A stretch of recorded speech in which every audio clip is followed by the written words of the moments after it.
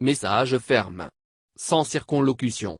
La mission ministérielle de la Communauté économique des États de l'Afrique de l'Ouest, CEDEAO, a interpellé, hier, dans son communiqué de fin de travaux dans le pays, les partis politiques initiateurs du boycott actif. La mission a exhorté les candidats à la présidentielle du PDCIRDA et du FOPI à reconsidérer sérieusement leur décision de boycotter l'élection et l'appel à leurs partisans à se lancer dans la désobéissance civile pour protester contre le processus électoral et à plutôt œuvrer de façon sérieuse pour parvenir à un consensus sur le processus électoral puisqu'ils pourraient ne pas être en mesure de contrôler les excès qui résulteraient de leur appel à la désobéissance civile.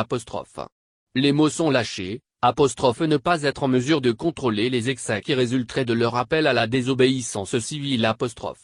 Depuis samedi, à la suite de l'appel de Pascal Affi-N'Guessan, candidat du FPI, après une rencontre avec Henri Konan Bédié, candidat du PDCIRDA, de passer à la phase active de la désobéissance, certaines localités du pays vivent des moments chauds.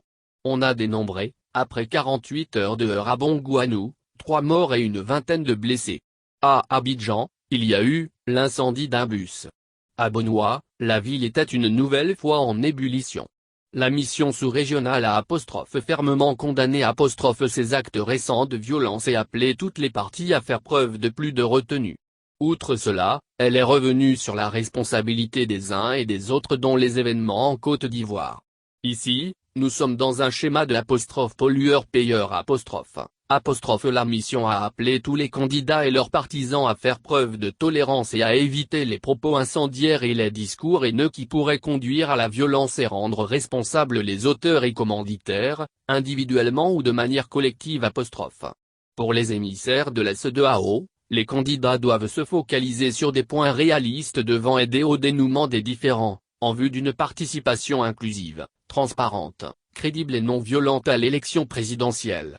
La mission de la CEDEAO a aussi exhorté les autorités compétentes à inviter les forces de sécurité à rester neutres, impartiales et professionnelles dans l'exercice de leurs fonctions.